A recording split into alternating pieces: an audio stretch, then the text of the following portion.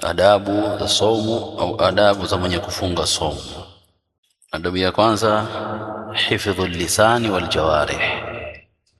Inampasa mtu ambaye alonuia kufunga saumu, iwe ni saumu ya faradhi au saumu ya sunna, adhibiti ulimi wake na hivyo hivyo adhibiti maungo yake.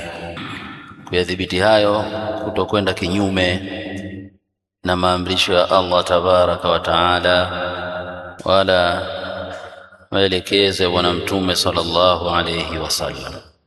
Qala sallallahu alayhi wa alihi wasallam في الحديث الذي أخرجه الإمام البخاري في صحيحه: من لم يدع قول الزور ولا عمل به فليس لله حاجة في أن يدع طعامه وشرابه.